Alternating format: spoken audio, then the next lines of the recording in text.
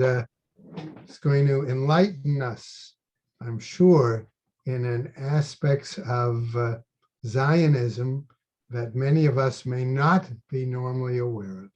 Rabbi Jacobowitz, thank you. Thank you, Rabbi Green. Hopefully you can all hear me. And I'm going to share a screen with you. Let me know if you see it.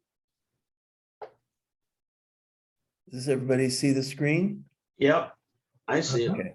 Very good. Okay, so just one moment.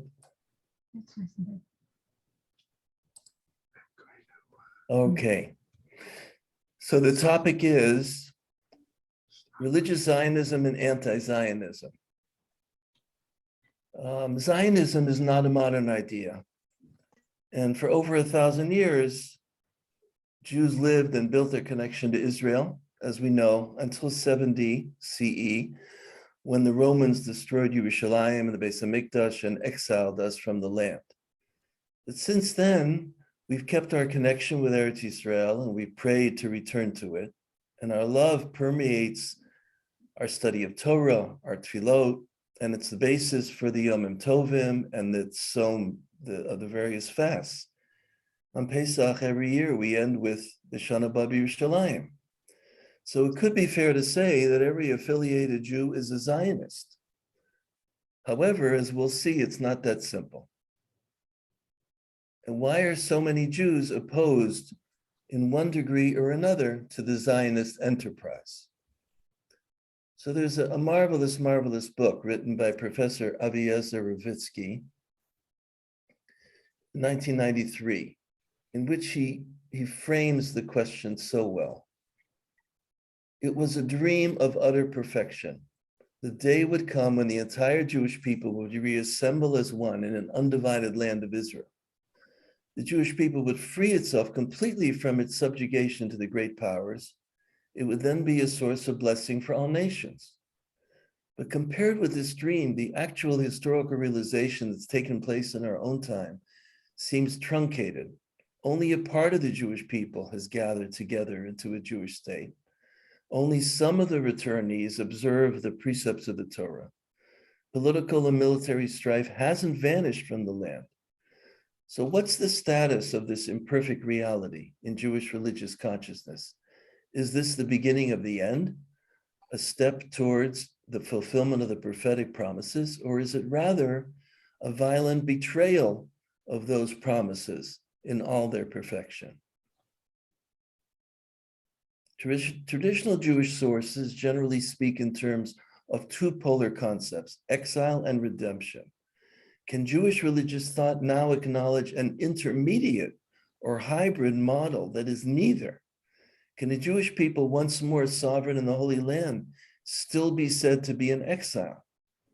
On the other hand, can we speak of a redemption or even an atchalta de gula, a beginning of a redemption that's not founded on Torah and religious repentance and not the result of supernatural intervention? So can the return to Zion and the recovery of Jewish independence be conceived in terms that deviate completely from the classical conceptual framework? So these are some of the questions we'll be exploring in the class. Is the return to the Holy Land simply that, a return? Or is it simply a refuge from anti-Semitism? Or is it part of the Messianic process? Or is it some combination of these? And just to add, many of you have seen at various rallies for Israel, very loud and vocal individuals who will say things which we find very hard to hear against the state of Israel. Do we just dismiss them and say they're lunatics? Or do we perhaps try to understand what it is that's bothering them? Where did they come from? There are not just a few, there are many, as we'll see. This week, in the first class, their focus will be on what we consider to be more traditional religious Zionism. How did it emerge? How did it grow? Who were the main personalities that were associated with it? Next week, we'll focus on the anti-Zionists. Again, who were the personalities? What were their motives? What's their theology? And the third week, We'll look at how those two are perhaps going to work together in some way in order to create a better situation in the future. Until the 19th century, we know only a small number of Jews lived in the Holy Land. Those who did were limited to 4 cities, Yerushalayim, Hebron, Tzfat, and Tiberia. These cities later would become known as the Old Yishuv, meaning the returned, those who had come with the hope of living in the land, but without any hope of a political presence in the land. The Holy Land was governed by a succession of outside powers: Rome, Byzantium, Islam, the Crusaders, the Egyptian Mamluks, and then the Ottoman Turks, none of whom freely enabled Jewish life to flourish and grow. Yet every so often, Jews would undertake the journey to return to the Promised Land. So let's start with one of the important historical figures that we all recognize, the Ramban. In the 12th and 13th century, was the foremost halachist of his age. Like Rambam, Maimonides before him, he was a Spaniard who was both a physician and a great Torah scholar. He can be described as one of history's first Zionists because he declared that it's a mitzvah to take possession of Israel and live there. He said, so long as Israel occupies the Holy Land, the earth is regarded as subject to God. In other words, he tied very closely Yishuv Haaretz with HaKadosh Baruch Hu's reign in the world. He even had an opinion which was considered extreme, that you only are mechayev in the mitzvot in Eretz Yisrael. Ramban himself fulfilled the commandment. He moved to the Holy Land during the Crusades after he was expelled from Spain. He arrived there in 1267 and founded a synagogue. He found devastation there. But he said, even in this destruction, it's a blessed land. There is today the Ramban synagogue in the old city of Yerushalayim. However, it's not in the same location. It's on his name, but it's not the original shul. Over time, groups of Jews sought to reach Eretz Yisrael, such as Jews fleeing the Inquisition, like Rabbi Yitzchak Luria, Rabbi Yosef Karo, who settled in Tzfat. In the late 18th century, Hasidic immigration included Rabbi Menachem Mendel of Vitebsk, who settled in Tzfat in 1777 with 300 of his followers.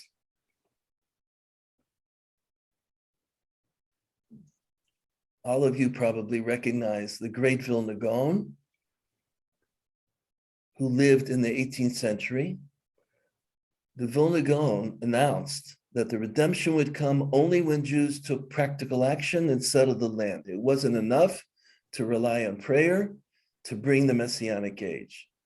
Over 500 of his students, known as the Perushim, came to Israel in the early 19th century and settled in Yerushalayim. They formed the basis of the Ashkenazi communities of Yerushalayim and Tzfat.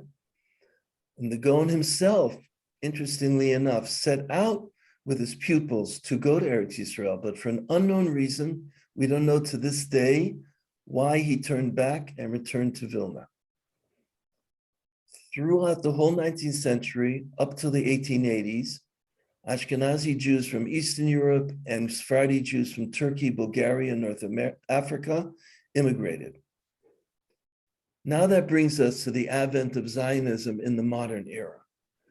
We'll see later in these lectures how Theodor Herzl, in this lecture today, how Theodor Herzl was joined by many leading rabbis in heralding the Zionist dream, while being fiercely opposed by other rabbis.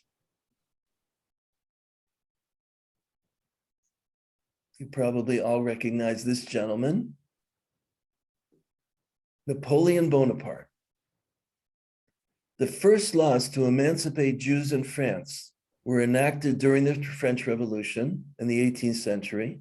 And in countries that Bonaparte conquered during his wars, he emancipated the Jews and introduced the idea of freedom, the ideas of freedom from the French Revolution. For instance, he overrode the old laws restricting Jews to reside in ghettos, as well as lifting laws that limited Jews' rights to property, worship, and certain occupations.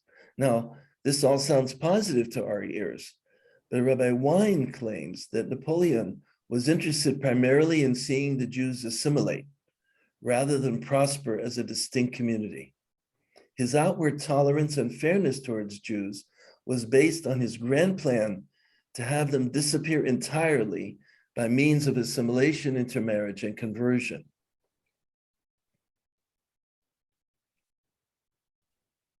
Some of you may recognize and may remember that in 1807, Napoleon Bonaparte gathered together Jews, 1/3 of whom were rabbis, in a Jewish high court that he called the Grand Sanhedrin.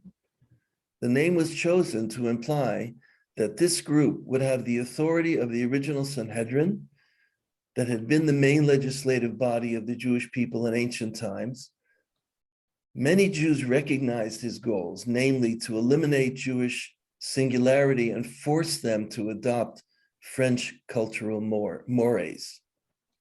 There's an interesting story about the Lubavitcher Rebbe, Reb Shneir Zalman, who actively chose to support the Tsar against Napoleon during Napoleon's wars. He believed that while Napoleon's plans of emancipating the Jewish community might bring some respite from harsh decrees, this was just a glittering veneer of forced assimilation and spiritual genocide.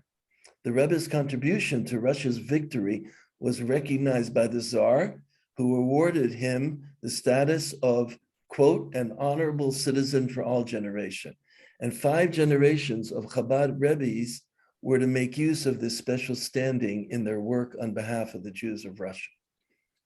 So it's a credit to the Tsar that he recognized what Chabad could do. Interesting. Another interesting aspect of Napoleon is that in 1799, he invaded Egypt and Palestine, where he sought to defeat the Turkish forces. In order to enlist support for his campaign among the Jewish population of Akko, he issued a proclamation. The great nation, that is France, which does not trade in men and countries as did those which sold your ancestors unto all people, calls on you indeed only to take over that which has been conquered. He meant Akko, or he was attempting to conquer Akko, and with that nation's warranty and support to remain master of it, to maintain it against all comers. However, the Jewish population was fearful of the French and chose to assist the Turks. And subsequently, Napoleon never delivered on his promise. Nevertheless, this was the first proclamation by a world power in favor of a Jewish homeland. It wasn't until the Balfour Declaration of November 1917 that another world power, the British Empire, lent its support to the Jewish claim in the Holy Land. We come now to the first important rabbinic figure associated with Zionism, Rabbi Tzvi Hirsch Kalischer, who lived in the 18th, 19th century in Prussia. He was a student of Rabbi Akiva Eger and a strong opponent of reform. In 1862, he declared that the redemption of Zion would have to begin with action on the part of the Jewish people. The messianic miracle would then follow later. He often had to defend these views against rabbis who opposed him, who were insisting that the Jewish people would have to wait for Mashiach without taking any action to hasten its deliverance. And this particular position is, as we'll see next week, the core of the opposition to religious Zionism. His book, Drishat Zion V'Chevrat Eretz Noshevet, in 1862, was the first Hebrew book to appear about modern Jewish agricultural settlement in Eretz Yisrael. He even proposed that sacrifices, korbanot, should be brought even before the Beit HaMikdash was built to awaken Hashem's mercy. This is a very radical position. He traveled through Germany asking Jews to aid Jewish settlement projects. He introduced the Alliance Israelite Universelle in aiding agriculture in Israel, and that led to the opening of the Mikveh Israel Agricultural School in 1870. He also helped organize guard units whose members would combine farm work with defense against attack. And as a matter of fact, Tirat Tzvi, many of you have heard of that kibbutz, in the Beit Shan Valley, is named for him. Here is a quote from him. The redemption of Israel for which we long will not be a sudden miracle. The Almighty, blessed be his name, will not suddenly descend from on high and command his people to go forth. He won't send the Messiah from heaven in the twinkling of an eye to sound the great trumpet for the scattered of Israel and gather them into Jerusalem. He will not surround the holy city with a wall of fire or cause the holy temple to descend from the heavens. The bliss and the miracles that were promised by his servants, the prophets, will certainly come to pass. Everything will be fulfilled, but we will not run in terror and flight, for the redemption of Israel will come by slow degrees, and the ray of deliverance will shine forth gradually. The redemption will begin by awakening support among philanthropists and by gaining the consent of the nations to the gathering of some of the scattered of Israel into the Holy Land. The second part of his quote is really, really emotional.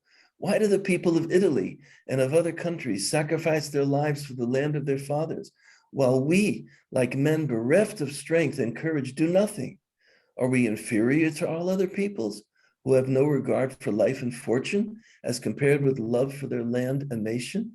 Let's take to heart the examples of the Italians, Poles, and Hungarians who laid down their lives and possessions in the struggle for national independence, while we, the children of Israel, who have the most glorious and holiest of lands, as our inheritance, are spiritless and silent.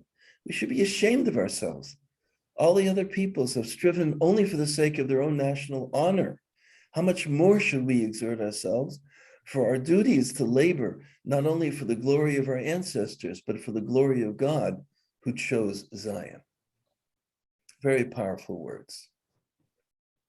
The next famous rabbinic figure who became pivotal to the creation of religious Zionism was Reb Shmuel Mohilever. He lived in Belarus in the 19th century. He was one of the founders of the Chovevei Tzion movement. In mid-1882, with two other leading rabbis, Rabbi Yosef Dov Soloveitchik of Brisk and Rabbi Leo Chaim Meisel of Lodz, he called for the establishment of an organization to encourage immigration to Israel. And he voiced his concern about immigration to America, which he believed would invite assimilation. We all remember hearing that people described America as a Chazerland. In 1893, there was a series of differences between him and the main offices of Chovevei Tzion. This led to a decision for Chovevei Tzion to make another center under his leadership, and this new branch was named Mizrachi. Many of us may think that Mizrachi comes from the word Mizrach, but it doesn't. It was an abbreviation of Merkaz Ruchani, spiritual center. In 1897, he sent a message to the First Zionist Congress saying, it's essential that the Congress unite all, quote, sons of Zion who are true to our cause to work in complete harmony and fraternity, even if there be among them differences of opinion regarding religion. So as a result of his work, Mizrachi became the foundation of the religious Zionist movement. And in 1902, after his death, Mizrachi officially joined the Zionist organization. His writings, his innovations, his sermons and responsa were all destroyed and burned in the pogroms in Bialystok, some 8 years after he died. But even from a few pages that remain, we can learn from his teachings. The Jewish people is divided into different parties, and they do not debate with each other calmly and in a relaxed mode. I'm sure we all can understand that statement. Each is distinct in his opinions from the other, and what one opts for, the other will reject, and no one is concerned for the people as a whole. And his plea was for tolerance, was for Jews coming together, whether religious or whether secular, to achieve the goal of the return to Zion. This now brings us to the advent of secular political Zionism as advanced by Theodor Herzl and his followers. I'm sure we all recognize the picture of Captain Alfred Dreyfus, who was falsely accused of treason in 1894. He played his case, the injustice, played a major role in the life of this gentleman, Theodor Benjamin Tzvi Herzl. During this Dreyfus affair, during which Captain Dreyfus was falsely charged with treason, subjected to public humiliation, and then imprisoned, and only finally exonerated in 1906, it brought anti-Semitism to the forefront of thought for many Jews worldwide. Theodor Herzl, a Hungarian-born secular Jew, covered the affair as a journalist. He became absolutely convinced that the establishment of a Jewish state in Palestine was a necessity for Jewish survival. In 1896, he published a pamphlet called The Jewish State. He subsequently traveled for 8 years to ask world leaders for their support. In 1897, he convened the first Zionist Congress in Basel. In 1902, he published his book Alt Neuland, describing an idealistic future Jewish state. In 1903, the Kishinev pogrom occurred. Eager to obtain a homeland, particularly after the aftermath of that slaughter, Herzl introduced and considered a radical idea. Joseph Chamberlain, the leading British politician, had floated the idea of a Jewish colony in what is now Kenya. This plan became known as the Uganda Project, and Herzl presented it to the Sixth Zionist Congress in Basel, where a majority agreed to investigate the offer. The proposal faced strong opposition from the Russian delegation, which stormed out of the meeting, and they called Herzl a traitor. But he promised this would be only a temporary solution, and he swore, "Im ashkechechi Yerushalayim tishkachi mini." In 1905, 2 years later, the Seventh Zionist Congress decided to decline the offer and firmly committed itself to a Jewish homeland in the Holy Land. This particular aspect will be particularly interesting as we learn about the next important rabbinic figure, Rav Yitzchak Yaakov Reines, who lived in Lita in the 19th and into the 20th century.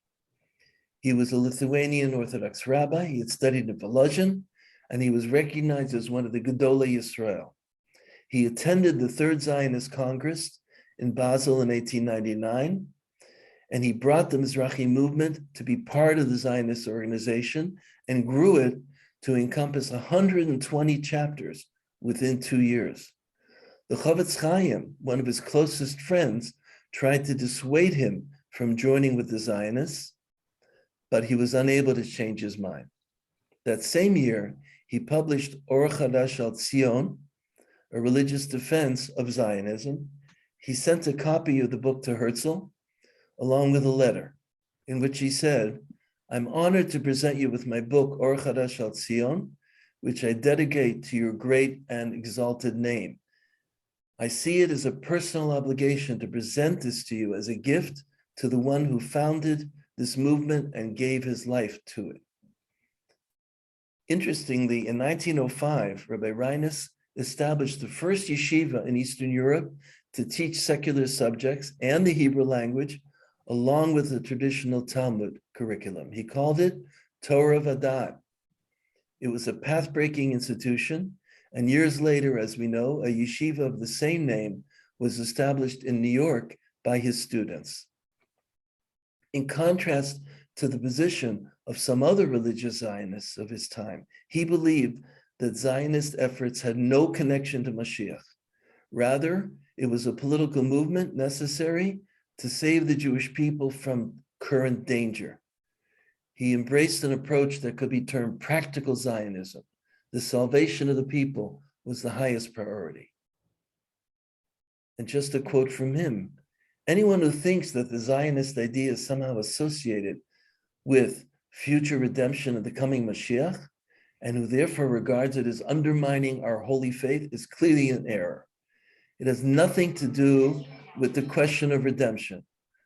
The entire point of the idea is simply the improvement of the condition of our wretched brethren. And he went on to talk about how badly the situation had deteriorated. One of the basic foundations of our faith is the belief in the return of Israel to its land, for it's not possible to conceive our nation is meant to be scattered and separated forever among the other nations in the world without its own land. Therefore, nationalism is the first and basic part of the faith of Israel. Now, it's interesting that Rabbi Reines had endorsed the Uganda plan because of his main concern of saving Jews. In his letter, he wrote, "We agreed to the African proposal because we paid attention to the needs of the nation that's dearer to us than the land of Israel. And the needs of the nation that's deteriorating, both physically and spiritually, requires a secure refuge wherever it may be." I mean, to our ears, to modern ears, to think that any great Rav would advocate that the Jewish homeland should be in Africa is like astonishing. But we need to understand that they needed to save Jewish lives. This brings us to who certainly one of the greatest leaders that we had, the advocate for religious Zionism, Rav Avraham Yitzchak Kook, alav shalom. Rav Kook, as we know, was the Ashkenazi chief rabbi under the British mandate. He was the founder of the Merkaz HaRav Yeshiva. He also had studied in Volozhin and was a close friend of the Netziv, Rav Naftali Tzvi Yehuda Berlin. In 1904, he came to Israel to assume the rabbinical post in Yaffo, which also included responsibility for the new secular Zionist agricultural settlements nearby. His influence on people in many different walks of life became noticeable as he introduced Torah and Halacha into the life of the city where he was, at Yaffo, and the settlements around. He was the main ideologue of modern religious Zionism. He justified it according to Jewish law, and he saw it as a part of a divine plan to resettle the Jewish people in their homeland, thereby bringing salvation to the entire world. So in other words, he saw the return to Israel as saving the Jewish people, giving them a homeland, but ultimately leading to the arrival of Mashiach, bringing that about. Rav Kook was very unique. He visited secular kibbutzim to enhance ties with the secular Zionists, to create dialogue and expose them to traditional Judaism. He redefined his contemporary heretics, the secular Zionists, as forerunners of the final redemption. And we see here a quote. Eretz Yisrael, according to Rav Kook, is not something apart from the soul of the Jewish people. It's no mere national possession, serving as a means of unifying our people and buttressing its material or spiritual survival. Eretz Yisrael is part of the very essence of our nationhood. It's bound organically to its very life and inner being. Human reason, even at its most sublime, cannot begin to understand the unique holiness of Eretz Yisrael. It cannot stir the depths of love for the land that's dormant within our people. To regard Eretz Yisrael as merely a tool for establishing our national unity, or even for sustaining our religion in the diaspora by preserving its proper character and its faith, piety, and observance, is a sterile notion. It's unworthy of the holiness of Eretz Yisrael. There's an eternal covenant which assures the whole house of Israel that it will not ever become completely unclean. Yes, it may be partially corroded, but it can never be totally cut off from the source of divine life. You see here the Rav Kook is referring to the kibbutzniks. Many of the adherents of the present national revival maintain that they're secularists. If a Jewish secular nationalism were really imaginable, then we would indeed be in danger of falling so low as to be beyond redemption. Jewish secular nationalism, he said, is a form of self-delusion. The spirit of Israel is so closely linked to the spirit of God that a Jewish nationalist, no matter how secular his intention may be, must, despite himself, affirm the divine. An individual can sever the tie that binds him to life eternal, but the house of Israel cannot do so. All its most cherished possessions, its land, language, history, and customs are vessels of the Spirit of the Lord. So you see how Rav Kook was completely in love with the Jewish people and of Eretz Yisrael, that one was eternally bonded to the other, that it was ridiculous for anyone to think that there was a secular, totally secular connection, that even if somebody thought that they were totally secular, they weren't. They were wrong. It had a spiritual basis. Let heaven and earth attest the greatness of my love. Literally, my whole heart and my whole soul to our whole people, its individuals, and all its denominations. In each faction and each movement, there are certainly things with which I can't agree, but this cannot cause my love, full of that flame that burns within me for our people and all its individuals, to be diminished even by a hair's breadth. It is sustained within me in equal measure to those who respect me and those who despise me. I love all of them without limits. Many of you may know that Rav Kook was seen in a very bad light by the old Yishuv, by the Eda Charedit, by the people who followed Rab Sonnenfeld in his time in Yerushalayim. He was despised. He had garbage thrown at him. But nevertheless, you see through his words how he didn't let any of that affect his love for all Jews, whether secular or those who didn't agree with his religious Zionism. We come now to the great, great figure of our own generation, the Rav, Rabbi Joseph B. Soloveitchik. The Rav was the preeminent leader of politically conscious, pro-Zionist, modern Orthodox Judaism. In 1944, he was appointed chairman of the Religious Zionists of America.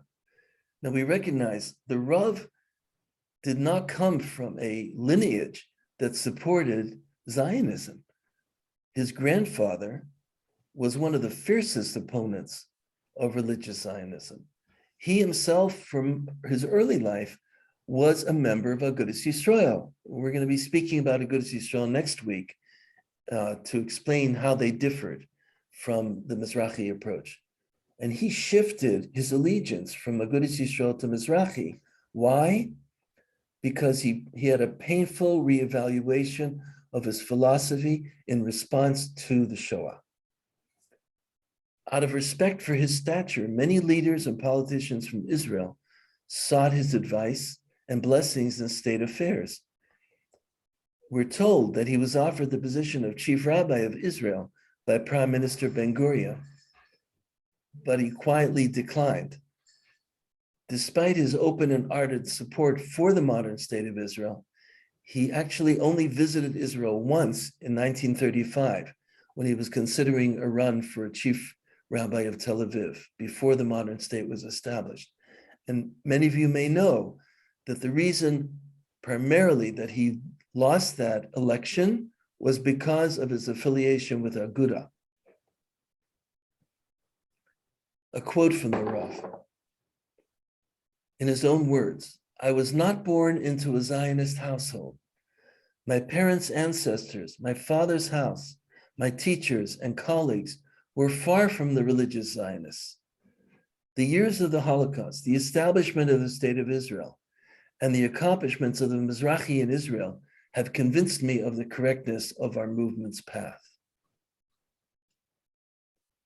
And then we have the famous position that the Rav took in his beautiful, very special public address at Yeshiva University called Kol Dodi Dofek, The Voice of My Beloved Knocks, in 1956 on Yom HaAtzmaut. This address, which became a classic of religious Zionist philosophy, elaborates on Hashem's tangible presence in the recent history of the Jewish people and the state of Israel. It issued a call to American Orthodoxy to embrace the state of Israel and to commit itself and its resources to its development. And the Kol Dodi Dofek is based on this statement by the Rav. Let us not forget that the poison of Hitlerite anti-Semitism still permeates this generation, which looked with equanimity upon the horrible scene of the suffocation of millions in gas chambers as a normal event that need not be challenged. The antidote for this venom is the readiness of the state of Israel to defend the lives of its citizens. Listen, my beloved knocks. So what he based it on were 6 knocks that are mentioned in the Shir HaShirim, where the beloved knocks on the door of the lover. We don't necessarily need to read each one, but the first knock had to do with the political arena. You can't deny that something amazing has happened here in the rebirth of the state of Israel. The second, on the battlefield, the incredible feat of a small group, almost like in the time of the Hashmonaim, defeating these mighty Arab armies. The third is on the tent of theology, and he considered this the strongest beckoning. Let me read just this one in particular. I have on several occasions emphasized in my remarks concerning the land of Israel that the theological arguments of Christian theologians to the effect that the Holy One has taken away from the community of Israel its rights to the land of Israel, and that all the biblical promises relating to Zion and Jerusalem now refer in an allegorical sense to Christianity and the Christian church, were all publicly shown to be false, baseless contentions by the establishment of the state of Israel. How powerful of a statement. The fourth knock is that the heart of the youth are being drawn back to Israel. The fifth is that Hashem has shown that Jewish blood is not cheap. You don't simply spill Jewish blood without risking revenge, without risking self-defense. That will be very powerful. And the sixth is the opening of the land of Israel, opening the gates, the kibbutz golios. This is a new phenomenon in the annals of our history. Such a powerful, powerful message from the Rav. The last personality that I would like to discuss with you this morning is Rav Kook's son, Rabbi Tzvi Yehuda Kook, who lived at the end of the 19th century, well into the 20th century. Rav Tzvi Yehuda was the Rosh Yeshiva of the Merkaz HaRabbi Yeshiva. He took religious Zionism in a messianic direction. Unlike the Rav, unlike some of the others, he emphasized the Geula process that was going on, that needed to be moved along, and that was something that could not be ignored and had to be assisted by everyone. His teachings are to a large degree responsible for the modern religious settlement movement in the West Bank. Many of his ideological followers in the religious Zionist movement settled there. Under his leadership, thousands of his followers campaigned actively and continue to do so against territorial compromise. And some of them turned to activism via a movement you remember called Gush Emunim, to make their dreams of a greater Israel a reality. His view was that Israel's struggle with the Arabs over the land of Israel is a national one, but nevertheless, he felt that the rights of individual minorities must be respected. So when the Israeli High Court ruled that the Elon Moreh group of settlers had to evacuate lands of a particular village called Rujeb, which was under Palestinian ownership, he told his followers to abide by the court's verdict. even though his own ideological view was, and this is a quote, there is no such thing as Arab land in Eretz Yisrael. Let's take a look at a quote from Rakuk. The state of Israel is divine. Not only can or must there be no retreat from a single kilometer of the land of Israel, God forbid, but on the contrary, we shall conquer and liberate more and more, as much in the spiritual as in the physical sense. You notice, he says spiritual, and that's the conquering of ourselves to be aligned more and more with Israel. But in the physical sense, he was firmly a believer that every inch of Eretz Yisrael is holy and may not be given up. The glory of Israel does not deceive or change his mind. Netzach Yisrael lo yishaker. We are stronger than America, stronger than Russia. With all troubles and delays we suffer, our position in the world of history, the cosmic world, is stronger and more secure in its timelessness than theirs. There are nations that know this, and there are nations of uncircumcised hearts that don't know it, but they will all gradually come to know it. Heaven protects us from weakness and timidity. In our divine world-encompassing undertaking, there's no room for retreat. There are those who speak of the beginning of redemption in our own time, but we must perceive clearly we are already in the midst of redemption. We are already in the throne room, not just in the antechamber. The beginning took place more than a century ago when Jewish settlement in the land of Israel was renewed. So these are among the many important rabbinic figures who created and who led modern, and who continue to lead modern religious Zionist thought. And the religious Zionist movement has, to its credit, many, many accomplishments.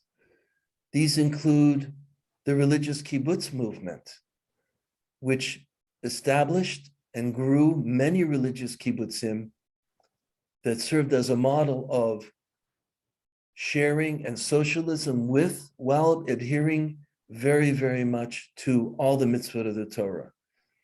And we're able to demonstrate many things that were very important, such as Shemitah, adherence to Shemitah, such as how to deal with a milking of cows on Shabbat and Yom Tov. Another major accomplishment is B'nai Akiva, the youth movement that strengthened so many young people and inspired them with Zionist fervor. The political parties, Mizrahi and its other parties that came out, that had a big, big influence on politics in Israel. The Yeshivot Hesder, which are growing in number, where students can combine learning with army service and serve as make a Kiddush Hashem in the state of Israel. Many of the Yeshivot Hesder graduates have served and are serving as officers in the Israeli army. Midrashot for women, schools of higher learning, where women can learn Torah Shebaal Peh as well as Torah Shebiktav, and can enrich themselves and their families and the society with their knowledge. Sherut Leumi, which is a wonderful alternative for a young woman who does not wish to enter the army, but wishes to give to her nation, wishes to be part of the flourishing of the culture and building of the land. Kashrut in the army and public life was an accomplishment of, and adherence to Shabbat was an accomplishment of the Mizrahi. And in general, active involvement in bringing Jewish values into the general society. So this is, in short, a story of what religious Zionism has been and is, just touching on the main features in Israel. And next week, we'll seek to understand why there are opponents to religious Zionism. Why are they so fierce in their opposition? What are they basing themselves on? And we'll see that it's not simply hysteria, and it's not simply wanting to make a nuisance of themselves, but they believe that it is firmly based on basic principles, and we will see what how it is that they take this even into the present day, very much into their lives. And then we will explore the influence that one group has on the other in our third week. I'll be glad to take any questions in the time that remains. Any comments? Oh, it was a pleasure listening to you. I'm sorry, what did you say? Did a beautiful job. I enjoyed listening the way you put it together. Thank you, thank you. I double the motion. That was really terrific. Thank you so much. Yasher koach, David. Very well done. Good, you're very welcome. It was fascinating to me in researching this, how even the early Zionist founders, the Rabbanim, differed in their emphasis between really seeing as Mashiach at work and how we have to bring it along, Mashiach, versus just wanting to create a refuge for Jews so that they could be able to live without the fear of Tsarist pogroms on themselves. Yeah, you want to have a message? And this resonates, I think, for us today as well, Have a message here. particularly as things get weirder in America. I'm sure there are people who have thoughts along these lines as well. By the way, the Baal Shem Tov said didn't get to Eretz Yisrael, but he said his brother-in-law, who was my great-great-great-grandfather, Gershon Kittel to Eretz Yisrael to bring the Hasidim to Eretz Yisrael. So Yeah, he himself never made it. Message, I don't know. right. Good. Your outline be available for us to either print out or pick up? See, I lost it. Wait, repeat your question, I'm sorry? And I do it when I mess around with you. I don't know. Would you- I'm sorry, what was the question? I didn't hear it. See, I'm sorry, somebody else may be talking at the same time. I was asking if your outline would be available for us to print out or to pick up at the office. Yes, I will provide it to them. Thank you. Absolutely. So it should be posted along with the video on the list of sessions under Rabbis on Rotation. Yeah, it's recorded automatically, I think. Is it Rabbi Green? Is it recorded Yes, it's automatically? automatically recorded, but if somebody wanted a text, the sources and things like that, if David makes it available in the office, they can make copies as well. Absolutely, absolutely. And I'm glad to see that Rabbis on Rotation doesn't mean dizzy rabbis. You know, you can still have your head screwed on. Some of us wind up getting dizzy though. Very All right, straight, David. thanks so much, Okay, David. We Thank look you all for your attention. See you next week. Mitzvah Shem. Take care. Very good. Bye-bye. Bye-bye. He coughs normally because he has a sinus drip, but it was a little bit more than a sinus drip cough.